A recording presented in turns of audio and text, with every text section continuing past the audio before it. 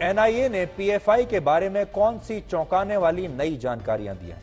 NIA ने अदालत को बताया है कि पीएफआई के ये लोग आतंकवादी गतिविधियों में शामिल हैं। ये लोग भारत में धार्मिक नफरत फैला रहे थे, शांति व्यवस्था बिगाड़ना चाहते थे, लोगों को डराना चाहते थे कि उन्होंने इस्लाम धर्म के खिलाफ अगर कुछ बोला तो उनका सिर तन से जुदा कर दिया जाएगा। ये जो सिर तन से जुदा करने की जो बात है, यही तो पीएफआई का नारा है और ये देश के लोगों में भारत की न्यायपालिका के प्रति भी अविश्वास पैदा करना चाहते हैं। अब आपको यह बताएंगे हम कि इस रेड को लेकर भारत के मुसलमानों के मन में क्या चल रहा है। देखिए, पीएफआई जैसे जो संगठन है वो हर रेड को एक धार्मिक एंगल से पेश करना चाहते हैं। वो इस पर धार्मिक कार्ड खेलकर सांप्रदायिक तनाव पैदा करना चाहते हैं। अब हमारे देश के जो मुसलमान हैं उन्हें यह तय करना है कि वो पीएफआई के साथ हैं या पीएफआई के खिलाफ हैं। हमारे देश के मुसलमानों को अब यह तय करना है कि क्या वो भी वही सपना देखते हैं जो पीएफआई का सपना है, यानी भारत के टुकड़े टुकड़े करना। ये हमारे देश के मुसलमानों को सोचना है। और आज हमारी टीम ने देश के अलग अलग राज्यों में जाकर मुस्लिम समुदाय के लोगों से बात की है और आपको जानकर बड़ी हैरानी होगी आज कि हमारे देश के कुछ मुसलमान तो इस कार्रवाई का विरोध कर रहे हैं, लेकिन देश में बहुत सारे मुसलमान ऐसे भी हैं जो ये मानते हैं कि पीएफआई पर कड़ी कार्रवाई होनी चाहिए, क्योंकि पीएफआई की वजह से वो भी बदनाम हो रहे हैं। आज आप हमारी इस रिपोर्ट को इस रेड पर किया गया सबसे बड़ा सर्वे भी कह सकते हैं, जिसमें हमने ये समझने की कोशिश की कि ग्राउंड जीरो पर इन रेड्स को लेकर मुस्लिम आबादी क्या सोच रही है। इसलिए ये आज की सबसे यूनिक और सबसे खास रिपोर्ट है जो आज आप सबको बहुत ध्यान से देखनी चाहिए। देखिए, मैं आपके माध्यम से बात बता दूं कि जिस तरह कहते हैं कि हमारे पास पर्याप्त सबूत हैं इनको गिरफ्तार करने के लिए या कुछ करने के लिए, तो ये कार्रवाई क्यों नहीं कर रहे हैं। एक चीज़ तो ये हो गई, परमिशन तो आप ही लोगों ने दी, इनके पास जो फंडिंग बाहर की भी आ रही है उसकी परमिशन भी आपने ही दी, तो ये भी एक पार्टी की तरह काम कर रही है मुल्क के अंदर। अभी नगर निगम के चुनाव हुए थे, इनके कई पार्षद जीत कर आए। भाई, अगर आपको शक था तो इस पार्टी को इलेक्शन कमीशन को बैन कर जाना चाहिए था, उन्होंने क्यों नहीं बैन करा। नहीं नहीं नहीं नहीं, जिस तरह हमारे लिए कांग्रेस है, बीजेपी है, इस तरह ये भी एक पार्टी है एमआईएम की तरह जो चुनाव लड़ रही है। इसका धर्म से कोई भी कहीं से कहीं तक कोई ताल्लुक नहीं है। अगर हमारे भारत की शांति कोई भंग करता है, चाहे वो कोई भी संगठन हो, उसकी पुख्ता जो है जांच की जाए। अगर वो दोषी पाया जाता है तो उसके खिलाफ बिल्कुल कड़ी कार्रवाई की जाए। इस कार्रवाई को हम लोग के लिए बहुत नुकसानदेह है, इससे हमारे मोहल्ले की बदनामी है। इसको गवर्नमेंट से अपील है, सख्त से सख्त कार्रवाई की जाए, ऐसे लोगों से हमें और मोहल्ले निवासियों को बचाया जाए। और पीएफआई को कैसे देखते हैं आप लोग? पीएफआई को तो खैर सरकार बेहतर समझे, लेकिन हम भी अच्छी नज़र से नहीं देखते हैं। पीएफआई हमें नहीं लगता कि अच्छी संस्था है। उस कार्रवाई को हम सही मानते हैं, लेकिन टारगेट शाहीन बागी क्यों? मुद्दा ये आ रहा है, कोई यहाँ पे कोई ऐसे क्रिमिनल आदमी तो कोई ऐसे मिला नहीं है। हाँ, ये है कि यहाँ वायलेंशन हुआ था, तो इसका मतलब ये नहीं कि यहाँ पे कोई उग्रवादी है या कुछ, ऐसा कुछ नहीं है। यहाँ सब आदमी सब सही है, नॉर्मल है। देखिए, जांच करना कोई बुरी चीज नहीं है, मैं नहीं उसको गलत नहीं मानती हूँ, लेकिन जांच एकदम राइट वे में जाए। मतलब कोई किसी पे हम झूठा आरोप या प्रत्यारोप न लगाए। तो निष्कर्ष ये है कि अभी तक तो हमारे देश के कानून ने ही पीएफआई जैसी संस्थाओं को ऑपरेट करने की आजादी दी है। पीएफआई जैसी संस्थाएं चुनाव भी लड़ती हैं, जैसा कि अभी एक सज्जन कह भी रहे थे, और अब इसका एक ही हल नजर आता है और वो है पीएफआई पर परमानेंट पाबंदी। क्योंकि जांच तो बहुत हो गई, कार्रवाई बहुत हो गई, रेड भी बहुत हो गई, अब समय है पाबंदी लगाने का, यानी अब समय है फाइनल एक्शन लेने का, सबसे बड़ी कार्रवाई का।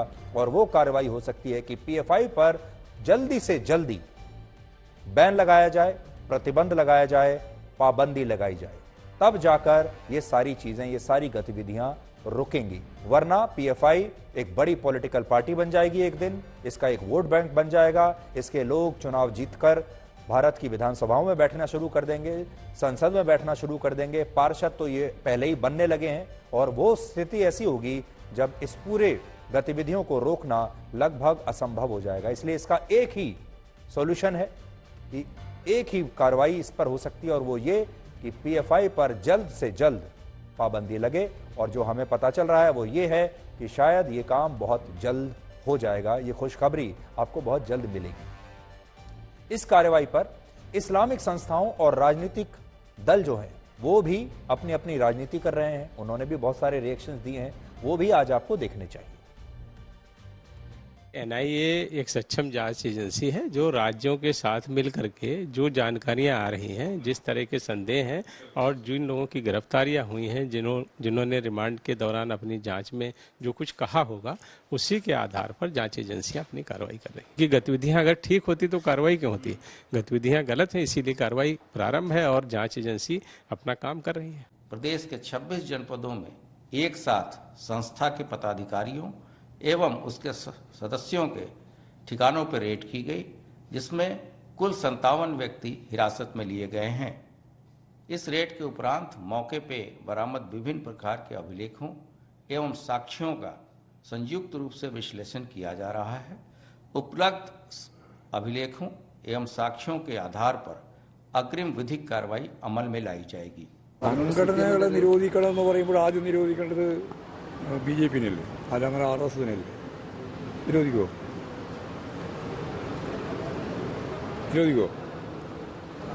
ആർഎസ് ആണല്ലോ ഏറ്റവും പ്രധാനപ്പെട്ട വർഗീയവാദ സംഘടനാ പ്രവർത്തനം നടത്തിക്കൊണ്ടിരിക്കുന്ന ഒരു വിഭാഗം. അവരെ നിരോധിക്കുമോ? ആരെയും നിരോധിച്ചതുകൊണ്ട് മാത്രം ഒരു പ്രശ്നം പരിഹരിക്കാൻ കഴിയുമെന്ന് ഞങ്ങൾക്ക് തോന്നുന്നില്ല. മുമ്പ് ആർഎസിനെ നിരോധിച്ചിട്ടുണ്ട്. പണ്ട് സി പി എം എന്ന് പറഞ്ഞാൽ CPI നിരോധിച്ചിട്ടുണ്ട്. നിരോധിച്ചതുകൊണ്ട് മാത്രം ഒരു പ്രസ്ഥാനവും അതിന്റെ ആശയവും അവസാനിക്കുന്നില്ല. आपको लगता होगा कि आपने PFI से जुड़ी तमाम खबरें या तो टीवी पर देख ली या अखबारों में पढ़ ली, लेकिन इसका असर क्या होता है ये आप शायद समझ नहीं पाए होंगे। ये जिस तरह की कट्टरपंथी विचारों को हमारे समाज में फैला रहे हैं उसका असर बहुत गहरा होता है। और अब आप देखिए इसका असर हमारे समाज पर क्या होता है। इसे समझने के लिए आप मुंबई से आई आज की ये खबर समझिए और देखिए। मुंबई में इकबाल शेख नाम के एक व्यक्ति ने कुछ समय पहले एक हिंदू लड़की से शादी की थी और ये उसकी दूसरी शादी थी, यानी इकबाल की दूसरी शादी थी। और ये लड़की उस समय नाबालिग थी जब ये शादी की गई। इस लड़की से शादी करने के बाद इकबाल नाम का ये व्यक्ति उस लड़की पर इस्लामिक तौर तरीकों से रहने के लिए दबाव डालने लगा। इस्लामिक तौर तरीकों के तहत बुर्का और हिजाब पहनने के लिए लगातार दबाव बनाने लगा।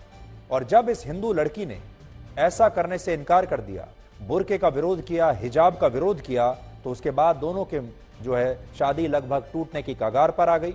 शादी टूट गई और दोनों अलग अलग रहने लगे, सिर्फ इसी बात पर कि लड़की ने बुर्का पहनने से इनकार कर दिया था।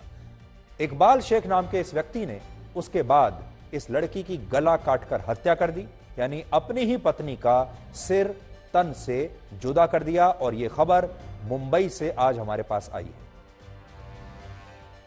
महिला को मुस्लिम जो रीति रिवाज है उस तरह से बर्ताव करने के लिए बोलते थे। कपड़े मुस्लिम रीति रिवाज के जो बुर्का है वो पहनने के लिए बोलते थे, लेकिन ये महिला वैसा नहीं करती थी। 26 तारीख को दोनों में बातचीत हुई फोन पे, तभी महिला ने डिवोर्स मांगा उससे। तो वो जो आरोपी है उसने डिवोर्स देने से मना किया और उनका 2 साल का जो बच्चा है उसका ताबा मांगा। तब इन्होंने इनकार किया महिला ने, उसी वजह से गुस्से में आके उसने मर्डर किया है, ऐसा कंप्लेनेंट ने कंप्लेंट दिया है। तो अब आपको समझ में आया होगा कि जब इस तरह के कट्टरपंथी विचार पैदा होते हैं, उनका प्रचार प्रसार किया जाता है, तो हमारे समाज पर उसका कैसा असर दिखाई देता है।